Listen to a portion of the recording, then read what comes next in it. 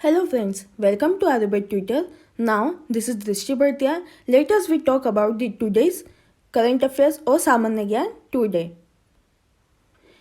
जैसा कि हम जानते हैं आज 5 जून 2020 है।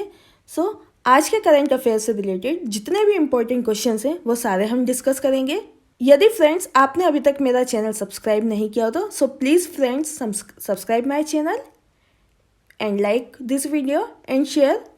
जब कंप्लीट हो जाए उसके बाद आप इसे शेयर भी करें और प्लीज़ बेल आइकन दबाना मत भूलना, बिकॉज जितना आप बेल आइकन दबाएंगे और बेल आइकन प्रेस करने के बाद आप शेयर भी करेंगे उतना ज़्यादा नॉलेज जो है दूसरे भी गेन कर पाएंगे। So let us we start current affairs. So today's is first question is, वह भारतीय हॉकी टीम खिलाड़ी जिन्हें अंतर्राष्ट्रीय हॉकी महासंघ द्वारा प्लेयर ऑफ द ईयर 2019 घोषित किया गया है। Option 1 Vivek Prasad, 2 Manpreet Singh, 3 Harmanpreet Singh, 4 Mandeep Singh. So answer is B और 2 Manpreet Singh. Now on description.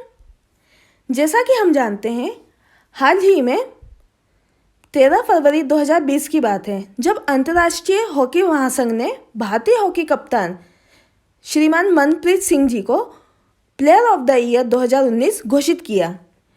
परंतु यह खिताब प्राप्त करने वाले मनप्रीत सिंह प्रथम भारतीय हॉकी खिलाड़ी हैं। हमें याद रखना है, प्रथम भारतीय हॉकी खिलाड़ी हैं। कौन? मनप्रीत सिंह। हमें ध्यान देना चाहिए कि वर्ष 2016 के सुल्तान अजलान शाह कप में सर्वश्रेष्ठ खेल कौशल और देशभक्ति के लिए भी मनप्रीत सिंह जी को जाना जाता है।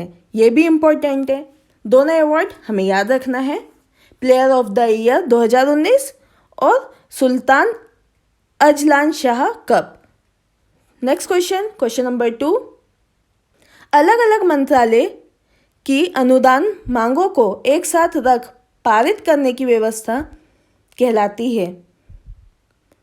ऑप्शन 1 गिलोटिन, 2 विनियोग, 3 सामुदायिक प्रसारण, 4 lockdown. So answer is 1 guillotine. Now on description. जैसा कि हम जानते हैं भारतीय संसद ने और अलग अलग मंत्रालयों ने अनुदान मांगों पर चर्चा की थी, लेकिन सदन ने समय या होने पर या निर्धारित समय पर चर्चा न होने पर स्थिति में अनुदान मांगों को एक साथ रखकर पारित करने की व्यवस्था जो रखी थी उसे हम गिलोटिन कहते हैं। जैसा कि हम जानते हैं कि हाल ही में लोकसभा अध्यक्ष द्वारा अनुदान मांगों को गिलोटिन व्यवस्था के तहत अपनाया गया है। ये भी हमें याद रखना है, किसके द्वारा? लोकसभा अध्यक्ष के द्वारा गिलोटिन व्यवस्था को भी अपनाया गया है। इंपॉर्टेंट है। नेक्स्ट क्वेश्चन नंबर 3, भारत सरकार द्वारा वर्ष 2020 के लिए विश्व धरोहर सूची में शामिल करने हेतु अनुमोदित धोलावीरा धरोहर स्थल किस राज्य में स्थित है? Option 1 Maharashtra, 2 Gujarat, 3 Madhya Pradesh, 4 Bihar. So answer is 1 Maharashtra. जैसा कि हम जानते हैं भारत सरकार ने वर्ष 2020 के लिए विश्व धरोहर सूची में शामिल करने के लिए 2 नामांकन प्रस्तुत किए हैं। पहला तो धोलावीरा है जो कहाँ है? हड़प्पा शहर में है। दूसरा डेक्कन सल्तनत के स्मारक है और उनके किले भी हैं। अब जैसा कि हम जानते हैं कि धोलावीरा जो है वो गुजरात का एक पुरातात्विक स्थल है। इसमें प्राचीन समय में सिंधु घाटी सभ्यता के खंडहर भी हैं। लेकिन हमें ये भी पता होना चाहिए कि जो रन ऑफ कच्छ है रेगिस्तान वन्यजीवी अभ्यारण्य में भी स्थित है। हमें याद रखना है, रन ऑफ कच्छ रेगिस्तान वन्यजीव अभ्यारण्य स्थित है। कहाँ? गुजरात में। So answer is B Gujarat. अब बात गुजरात की है तो हमें पता होना चाहिए यह एम्बलम है गुजरात का। गुजरात के सीएम विजय रूपानी जो बीजेपी सरकार से है, गुजरात के गवर्नर मिस्टर आचार्य देवव्रत ये भी बीजेपी सरकार से, Gujarat Asiatic lion, Gujarat bird greater flamingo, Gujarat tree banyan tree और बरगद का पेड़, गुजरात फ्लावर मैरीगोल्ड और गेंदे का फूल, गुजरात फ्रूट फलों का राजा आम। नेक्स्ट क्वेश्चन नंबर 4, पुलिस जांच में डिजिटल फिंगरप्रिंट और आइरिस स्कैन प्रणाली का प्रयोग करने वाला देश का प्रथम राज्य या पहला राज्य कौन है? 1 option Maharashtra, 2 Uttar Pradesh, 3 Karnataka, 4 Tamil Nadu. So answer is 1 Maharashtra. जैसा कि हम जानते हैं, हाल ही में महाराष्ट्र पुलिस ने स्वचालित मल्टी मॉडल बायोमेट्रिक पहचान प्रणाली, जिसे हम MBIS भी कहते हैं, अगर हम इंग्लिश में बोलें MBIS का फुल फॉर्म तो होता है automated multi modal biometric identification system. यह अपनाई गई थी किसके द्वारा? महाराष्ट्र पुलिस के द्वारा। लेकिन MBIS की एक इकाई में क्या क्या आते हैं हमें याद रखना है, जैसे कि एक कंप्यूटर, एक कैमरा और आइरिस फिंगरप्रिंट और हथेली का स्कैनर, जिसे हम पाम स्कैनर भी कहते हैं। यह चारों चीज़ इसमें शामिल की गई है। यह प्रणाली जो है ये पहली बार US national institute of standard and technology द्वारा निर्धारित मानकों के रूप में और अनुरूप की गई थी। हमें याद रखना है, इम्पोर्टेंट है। नेक्स्ट क्वेश्चन नंबर 5, देश का प्रथम सैन्य स्टेशन जिसे स्मार्ट सिटी परियोजना पैटर्न के आधार पर विकसित किया जाएगा। ऑप्शन 1 भूज सैन्य स्टेशन, 2 जैसलमेर सैन्य स्टेशन, 3 चारबातिया सैन्य स्टेशन, 4 व्हीलर द्वीप सैन्य station. So answer is 2 Jaisalmer सैन्य स्टेशन। जैसा कि हम जानते हैं, भारतीय सेना राजस्थान के जैसलमेर स्थित मिलिट्री स्टेशन में है, लेकिन केंद्र सरकार द्वारा जो प्रायोजित स्मार्ट शहर योजना पैटर्न के आधार पर एक स्मार्ट सुविधा उस केंद्र के रूप में विकसित करने की योजना है, जो कि केंद्र सरकार द्वारा पहचाने गए 8 प्रमुख क्षेत्र के अनुरूप तैयार की गई है। जैसा कि हम जानते हैं कि सैन्य केंद्र पर क्या क्या है? पहला वर्षा जल संचयन, दूसरा केंद्रीकृत कचरा निपटान, तीसरा सौर जल तापक, चौथा सौर सुरक्षा रोशनी, 5वां भूमिगत विद्युत केबलिंग, 6ठा LED लाइटिंग, 7वां पाइपलाइनों के माध्यम और 8वां LPG की आपूर्ति। तो यह 8 प्रमुख क्षेत्र थे जिसमें जैसलमेर स्थित मिलिट्री स्टेशन ने केंद्र सरकार द्वारा स्मार्ट शहर को और स्मार्ट शहर योजना पैटर्न को आधार बनाते हुए उसका आयोजन किया। हमें याद रखना है, एग्जाम पॉइंट ऑफ व्यू से बहुत इंपॉर्टेंट है। सो नेक्स्ट क्वेश्चन नंबर 6, स्वतंत्र भारत में कुल कितनी बार परिसीमन आयोग का गठन किया गया है? ऑप्शन 1 5, 2 6, 3 7, 4 8। So answer is 1 5। जैसा कि हम जानते हैं, स्वतंत्र भारत में वर्ष 1952, 1963, 1973, 2002 और 2020 में परिसीमन आयोग का गठन किया गया है। परंतु वर्ष 2020 में सर्वोच्च न्यायालय के पूर्व न्यायाधीश रंजन प्रकाश देसाई की अध्यक्षता में परिसीमन आयोग का गठन किया गया। सर्वोच्च न्यायालय मतलब सुप्रीम कोर्ट के द्वारा कौन थे पूर्व न्यायाधीश वहाँ के? रंजना प्रकाश देसाई, हमें इनका नाम याद रखना है, जो कि सुप्रीम कोर्ट के पूर्व अध्यक्ष रह चुके हैं। इन्होंने क्या किया था कि जो परिसीमन आयोग था वह जम्मू और कश्मीर राज्य का परिसीमन कार्य का संपादन करा था। तो हमें याद रखना है, इम्पोर्टेंट है। नेक्स्ट क्वेश्चन नंबर 7, केंद्र सरकार द्वारा प्रस्तावित बहुउद्देशीय वर्धमान बंदरगाह किस राज्य में स्थापित किया जा रहा है? Option 1 Maharashtra, 2 Gujarat, 3 Kerala, 4 Tamil Nadu. So answer is Gujarat. Now on description. जैसा कि हम जानते हैं, हाल ही में केंद्रीय मंत्रिमंडल ने महाराष्ट्र के वधवन में वधवन बंदरगाह को स्थापित करने संबंधी प्रस्ताव को सहमति प्रदान की है। इस परियोजना की अनुमानित लागत 65,545 करोड़ रुपए है। हमें ध्यान देना चाहिए कि वधवन बंदरगाह में कुल 20 मीटर का प्राकृतिक ड्राफ्ट है, जबकि कांडला बंदरगाह और JNPT बंदरगाह जो है में क्रमशः 16 मीटर और 15 मीटर की ड्राफ्ट है। So answer is B, Gujarat 2, हमें याद रखना है। नेक्स्ट क्वेश्चन नंबर 8, केंद्र सरकार द्वारा बहुप्रत्याशित national interlinking of river authority, जिसे हम NRLP भी कहते हैं, इसका प्रबंधन किया गया। अब प्रबंधन किया गया देखते हैं। ऑप्शन 1 केंद्रीय जल और बिजली अनुसंधान स्टेशन, 2 बेतवा नदी बोर्ड, 3 राष्ट्रीय जल विकास एजेंसी, 4 फरक्का बैराज परियोजना। सो आंसर इज 3 राष्ट्रीय जल विकास एजेंसी, और हम इसे national water development agency NWDA भी कहते हैं।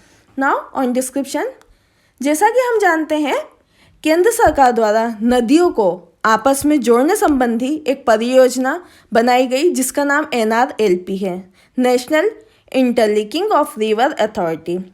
अब इस प्राधिकरण का गठित करना और उसे प्रस्तावित किया जाना यह जल परियोजना था, लेकिन इसके प्रबंधक राष्ट्रीय जल विकास agency national water development agency जो थी वो NWDA द्वारा किया जाना ही निश्चित हुआ। इसलिए हमें याद रखना है answer is 3 national development water agency. Now next question number 9, भारतीय भूवैज्ञानिक सर्वेक्षण द्वारा भूकंपीय गतिविधि हेतु ग्लोबल पोजिशनिंग सिस्टम स्टेशन स्थापित किए गए हैं। Option 1 22, option 2 21, option 3 15, option 4 16। So answer is 1 22। Now on description, जैसा कि हमने पता है, हाल ही में 5 मार्च 2020 की बात है जब भारतीय भूवैज्ञानिक सर्वेक्षण ने भूकंपीय क्षेत्रों की पहचान करने और मानचित्रण गतिविधियों को बढ़ावा प्रदान करने हेतु देश में कुल 22 ग्लोबल पोजिशनिंग सिस्टम स्टेशन स्थापित किए हैं। यह 22 स्टेशन जो थे वो अनुमोदित 35 GPS स्टेशनों के एक नेटवर्क की श्रृंखला में स्थापित किए गए थे। हमें ध्यान देना चाहिए कि भारतीय भूवैज्ञानिक सर्वेक्षण की स्थापना वर्ष 1851 में रेलवे के लिए कोयला जमा केंद्र की पहचान करने हेतु की गई थी। हमें याद रखना है कब की गई थी, 1851 में। उद्देश्य क्या था? रेलवे के लिए कोयला जमा केंद्र की पहचान करना। इसलिए हमें याद रखना है ऑप्शन 1 22 आंसर है। Next question number 10, Nilgiri biosphere reserve की स्थापना की गई थी। ऑप्शन 1 वर्ष 1988 को, 2 वर्ष 1969 को, 3 वर्ष 1978 को, 4 वर्ष 1986 को। सो आंसर इज वर्ष 1986 को 4। नाउ ऑन डिस्क्रिप्शन, जैसा कि हम जानते हैं वर्ष 1986 में स्थापित नीलगिरी बायोस्फीयर रिजर्व जो था वो पश्चिमी घाटों और दक्षिण भारत की नीलगिरी की पहाड़ियों की एक सीमा जो थी उसे अंतर्राष्ट्रीय जीव रिजर्व भी कहते हैं। अब नीलगिरी उप समूह जो था वो पश्चिमी घाटों का एक हिस्सा था, परंतु जैसा कि 2012 में यूनेस्को द्वारा विश्व विरासत स्थल घोषित किया गया है। अब इसमें कौन कौन से देश जो हैं वो उद्यानों को प्रसिद्ध ही तौर पे शामिल कर रहे थे, हमें याद रखना है, जैसा कि मुद्दुमलाई, मुकृति, नागघोले, बंदीपुर राष्ट्रीय उद्यान और साथ ही वायनाड और सत्यमंगलम जैसे वन्यजीवी अभयारण्य भी इसमें शामिल थे। परंतु शोध के अनुसार नीलगिरी बायोस्फीयर रिजर्व में हल्के पीले रंग की त्वचा के साथ एक दुर्लभ सफ़ेद बाघ को भी देखा गया था, जिसने संरक्षणवादियों और अन्य अधिकारियों के बीच आनुवांशिक उत्परिवर्तित संबंधित और जिज्ञासा बढ़ा दी थी। हमें याद रखना है, इम्पोर्टेंट है, वर्ष 1986। Next question number 11। केंद्रीय इस्पात मंत्रालय द्वारा ओडिशा को स्टील हब बनाने हेतु किस परियोजना को प्रारंभ किया गया? Option 1 mission Purvodaya, 2 mission Orissa, 3 mission Swasthya Orissa, 4 Samriddhi Orissa. So answer is mission Purvodaya 1। Now on description.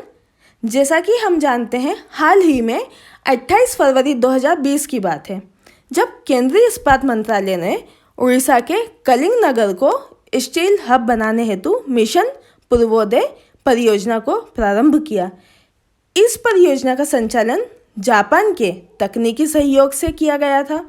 Orissa को इसकी रणनीतिक स्थान जैसे कच्चे माल की उपलब्धता और मजबूत कनेक्टिविटी के कारण स्टील हब की स्थापना करने के लिए चुना गया। ये बहुत आश्चर्यजनक की बात है जो जापान ने हमें पहले इस योजना के लिए चुना है। इम्पोर्टेंट है मिशन पूर्वोदय 1। अब बात उड़ीसा की है, तो उड़ीसा जो है वो ईस्ट और साउथ डायरेक्शन में नीचे बे ऑफ बंगाल से लगा हुआ है, हमें दिख रहा है, जिसका कैपिटल भुवनेश्वर है। उड़ीसा शासन हमें दिख रहा है। सीएम नवीन पटनायक जी हैं जो बीजेपी सरकार से बिलोंग करते हैं। गवर्नर गणेशी लाल जी हैं, यह भी बीजेपी सरकार से बिलोंग करते हैं। State animal Orissa animal sambar. State bird Indian roller. State fruit fig tree और हम फाइकस भी बोलते हैं, जिसे हम हिंदी में अंजीर के नाम से जानते हैं। State flower Ashoka. Question number 12। वह भारतीय राज्य जिसके द्वारा INS विराट के रूपांतरण के लिए संयुक्त स्थापना को मंजूरी दी गई? Option 1 Maharashtra, 2 Goa, 3 Gujarat, 4 Kerala. So answer is Maharashtra A. जैसे नाउ डिस्क्रिप्शन। जैसा कि हम जानते हैं कि महाराष्ट्र राज्य कैबिनेट ने भारतीय नौसेना के सबसे लंबे समय तक सेवारत रहे विमान वाहक INS विराट के रूपांतरण के लिए संयुक्त स्थापना को मंजूरी दी। अब संयुक्त भारत का प्रथम समुद्री संग्रहालय सह समुद्री साहसिक केंद्र होगा। यह जहाज नौकायन और स्कूबा डाइविंग अनुभव प्रदान करने वाले जैव विविधता केंद्र और समुद्र साहसिक केंद्र की मेजबानी करेगा। परंतु हमें पता होना चाहिए कि INS विराट वर्ष 2017 में सेना निवृत्ति हुआ और वर्तमान समय में मुंबई के नौसेना डॉकयार्ड में भी स्थित है। कहाँ स्थित है? डॉकयार्ड में। हमें याद रखना है, इम्पोर्टेंट है। Now question number 13। महिला सुरक्षा सुनिश्चित करने हेतु दिशा पुलिस स्टेशन स्थापित करने वाला देश का प्रथम राज्य है? Option 1 Andhra Pradesh, 2 Rajasthan, 3 Uttar Pradesh, 4 Chhattisgarh. Now answer is 1 Andhra Pradesh. Now on description. Andhra Pradesh सरकार द्वारा हाल ही में दिसंबर माह में दिशा पुलिस अधिनियम 2019 पारित किया गया था। इसके तहत महिलाओं के खिलाफ अपराधों से संबंधित मामलों की जांच में 14 दिवस के भीतर पूर्ण करने का लक्ष्य निर्धारित किया गया है। इस अधिनियम के तहत दिशा पुलिस स्टेशन स्थापित किए जाने वाले प्रस्तावित थे। जैसे कि हमें पता है कि आंध्र प्रदेश सरकार द्वारा 30% अतिरिक्त फंड आवंटित कर राज्य में 18 दिशा पुलिस स्टेशन स्थापित किए गए, परंतु हमें ध्यान देना चाहिए कि कुछ समय पूर्व 26 वर्षीय पशु चिकित्सक के साथ तेलंगाना में बर्बादपूर्वक बलात्कार किया गया और हत्या की घटना ने देश को हिला दिया था। इंपॉर्टेंट है Andhra Pradesh 1। Next question number 14। वर्तमान समय में केंद्रीय प्रशासनिक न्यायाधिकरण केट के तहत जम्मू कश्मीर को सेवाएं उपलब्ध कराई जाएगी। Option 1 Patna, 2 Chandigarh, 3 New Delhi, 4 Puducherry. So answer is 2 Chandigarh. Now on description. हाल ही में 17 फरवरी 2020 की बात है, प्रधानमंत्री कार्यालय द्वारा केंद्र शासित प्रदेश जैसे लद्दाख और जम्मू कश्मीर के लिए केंद्रीय प्रशासनिक न्यायाधिकरण स्थापना प्रस्ताव पेश किया गया, जिसके तहत चंडीगढ़ बेंच को जम्मू कश्मीर की केंद्रीय सेवाओं हेतु केंद्रीय प्रशासनिक न्यायाधिकरण के रूप में नियुक्त किया गया था। परंतु हमें पता होना चाहिए केंद्रीय प्रशासनिक न्यायाधिकरण की स्थापना संविधान के 42वें संशोधन के माध्यम से की गई थी, जिसका उद्देश्य सार्वजनिक सेवाओं में व्यक्तियों की भर्ती के मामले में होने वाले विवादों को स्थगित करना होगा। इम्पोर्टेंट है चंडीगढ़। जैसा कि हम जानते हैं कि यूनियन टेरिटरी और स्टेट में भी चंडीगढ़ जो है, अगर हम स्टेट में देखें तो पंजाब की राजधानी है, और अगर हम वहाँ पर यूनियन टेरिटरी में देखें तो हरियाणा पंजाब दोनों की राजधानी चंडीगढ़ लगती है। इम्पॉर्टेंट है, ये एक स्वशासित देश भी है। So next question, the next question is the last question today. Question number 15। अंतर्राष्ट्रीय परिदृश्य में भारत विश्व का सबसे बड़ा इस्पात उपभोक्ता देश है। ऑप्शन 1 तीसरा, 2 दूसरा, 3 पहला, 4 चौथा। सो आंसर इज 1 तीसरा। Now on description. जैसा कि हम जानते हैं वर्तमान समय में चीन और अमेरिका के उपरांत भारत विश्व का तीसरा सबसे बड़ा इस्पात उपभोक्ता देश बना है, परंतु भारत द्वारा 2018 में कुल 142 MTPA इस्पात उत्पादन किया गया है, जिसका मुख्य कारण वर्ष 1991 के पश्चात भारत सरकार द्वारा आर्थिक सुधारों में औद्योगिक विकास में रहा, जैसे विशेष रूप से देखा जाए तो इस्पात के उद्योग में, और नए आयाम भी प्रदान करें। इस विषय में भी हमें पता होना चाहिए कि भारत विश्व का तीसरा सबसे बड़ा इस्पात उपभोक्ता देश बना है। इम्पोर्टेंट है आंसर 1 तीसरा। आई होप गाइस आज का वीडियो आपको बहुत पसंद आया होगा, और अगर अभी तक आपने मेरा चैनल सब्सक्राइब नहीं किया हो तो प्लीज़ फ्रेंड्स मेरा चैनल सब्सक्राइब करें, बिकॉज आज की वीडियो का target 1 lakh subscribe, 1 lakh share and 1 like है। आई होप गाइस कि आपने सब्सक्राइब करने के बाद बेल आइकन प्रेस कर दिया होगा। अगर अभी तक आपने बेल आइकन प्रेस नहीं किया हो तो प्लीज़ गाइस आप मेरा चैनल सब्सक्राइब करने के बाद बेल आइकन प्रेस करें, जिससे मैं आपको इम्पॉर्टेंट इन्फॉर्मेशन इजीली आपके फ़ोन पर कन्वे कर सकूं।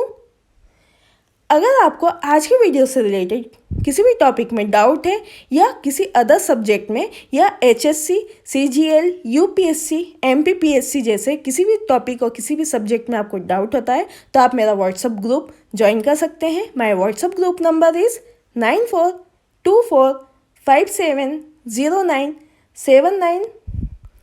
Your support is our power. Thank you so much. जय हिंद, जय भारत।